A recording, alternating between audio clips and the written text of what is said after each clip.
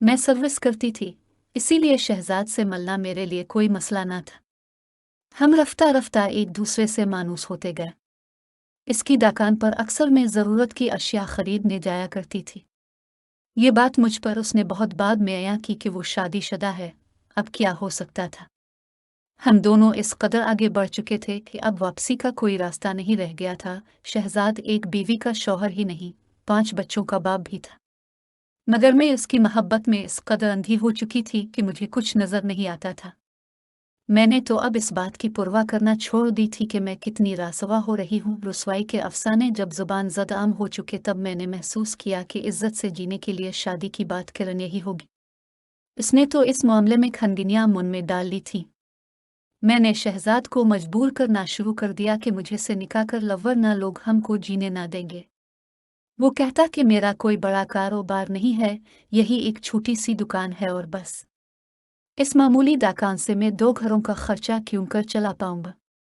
मैंने इसको समझाया कि इसका हल ये है कि तुम कोई दूसर ओसिला पर विज़गार तलाश करो ताकि हालात बेहतर हों, फिर हम ये जगह छोड़ देंगे।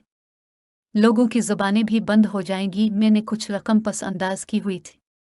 ये सरमाया शहजाद के हवाले किया और शहजाद ने दुकानदारी छोड़कर बिजनेस शुरू किया। किस्मत का सितारा उरूज पर था कि इसका ये दूसरा काम दिनों में चल निकला। फिर तो जैसे दौलत ने बाह पकड़ ली और ऊपर ही ऊपर खींचने लगी। देखते ही देखते शहजाद अमीर आदमी हो गया, हालात साजगार हो गए। तो मैंने इसको याद दिलाया कि शहजाद ये सब तुमने मुझको अपनाने की खातिर किया था। अब तुम एक कामयाब बिजनेसमैन बन चुके हो, तो मुझसे निकाह कर लो, क्योंकि मैं तुम्हारे सिवा किसी और से शादी के बारे सोच भी नहीं सकती। बेशक वो किस्मत का धनी था कि इसका बिजनेस दिन दूनी रात चौगनी तरक्की करता गया, लेकिन मसरूफियत के बहाने मुझको आजकल पर टालता रहा। यहाँ तक कि 8 साल इसने महज इस सोच में गुजार दिए कि वो मुझसे शादी करे या ना करे। इसके बावजूद मेरे पाए इस्तिकलाल को दाद हो कि मैंने ये अरसा भी सब्र से गुजार दिया, मगर किसी दूसरे के साथ शादी का बंद ए न बांध एनी के बारे सोचा तक नहीं। बहरहाल एक तवील मुद्दत के इंतज़ार का कर्ब सहने के बाद मेरा इसके साथ निकाह हो ही गया। मैं शहजाद को पाकर बहुत खुश थी, क्यों ना होती। इतने अरसे की रियाजत के बाद मेरी तमन्ना का हासिल मुझे मिल गया था। खुद को नया की खुशकिस्मत तरीन औरत समझने लगी थी। शहजाद के पास अल्लाह ताला का दिया सब कुछ था। अपना घर था, गाड़ी थी और मुआशरे में इज्जत के साथ एक पहचान भी थी।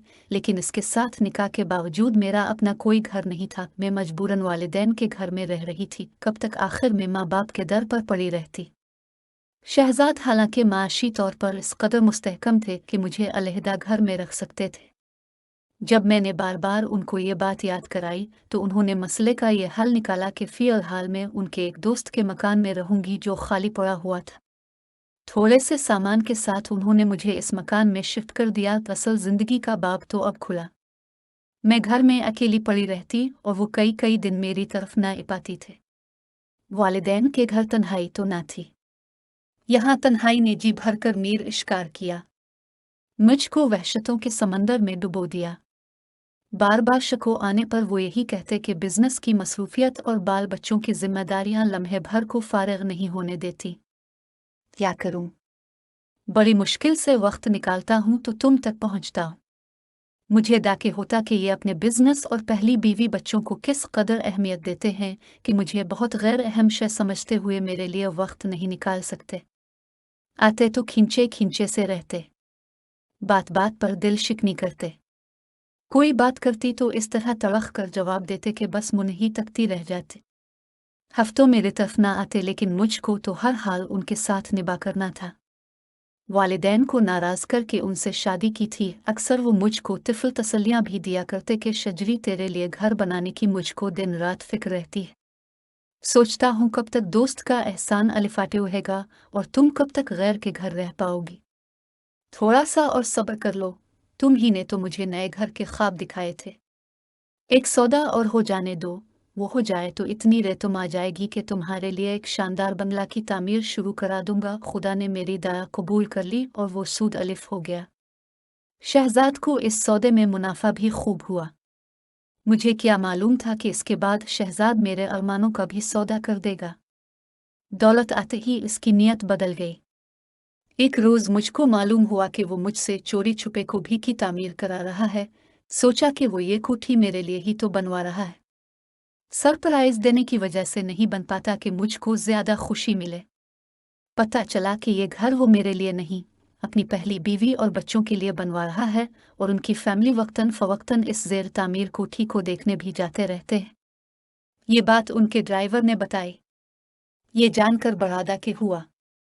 मैं हर बारे वक्त में उनके साथ साथ चली, अपनी जवानी के कीमती 10 साल उनके इंतजार में काट दिए।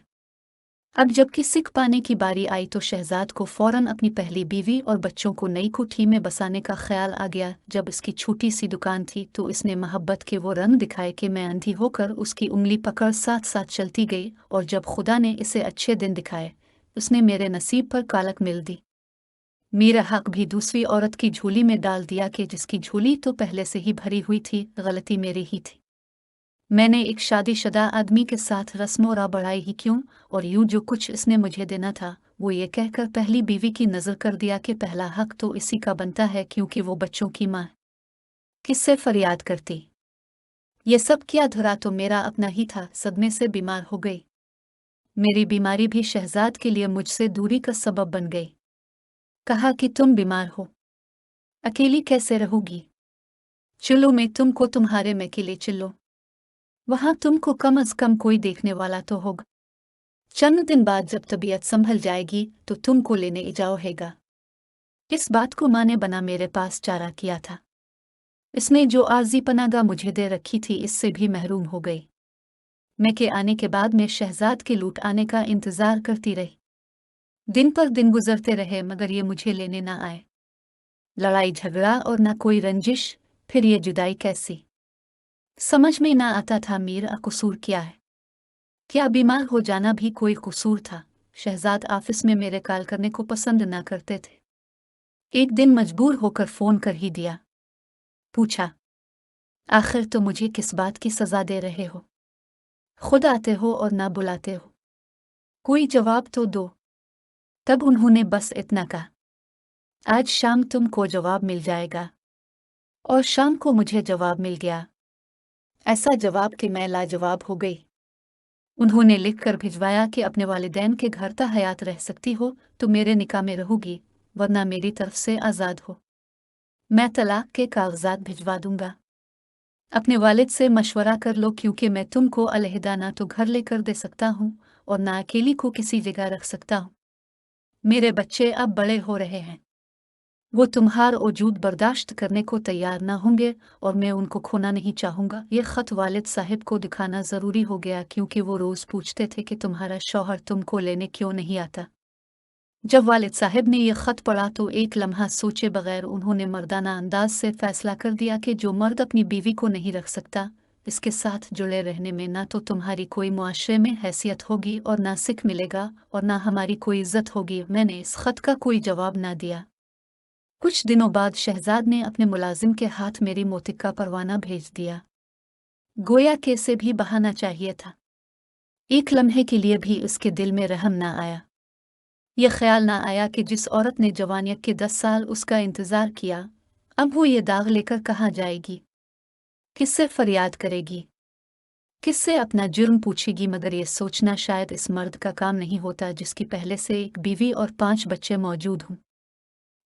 इसने बड़ी शातरी से अपना दामन छुड़ लिया। आज इस वाकया को 20 बरस हो चुके हैं, लेकिन लगता यही है कि जैसे ये जख्म अभी अभी लगा है। मैंने दानिया वालों से आज तक ये बात पोशीदा रखी है कि मैं वालिदैन की दहलीज पर क्यों बैठी हूँ।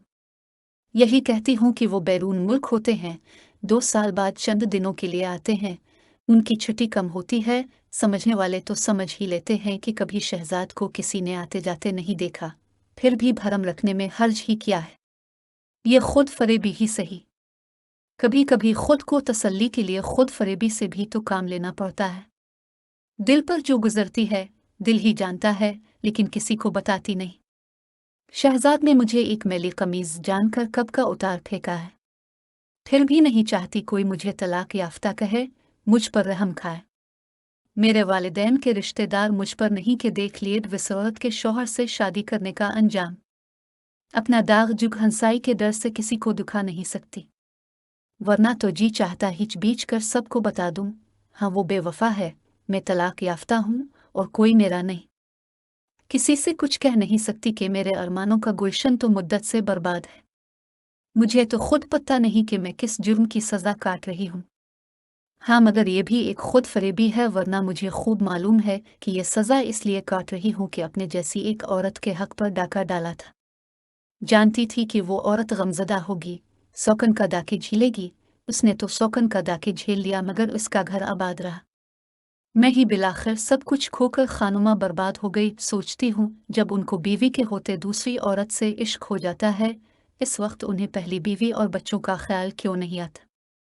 गुलाब तरो ताज़ा होता है तो दिल से लगा लेते हैं, मुरझाने लगता है तो परे फेंक देते हैं।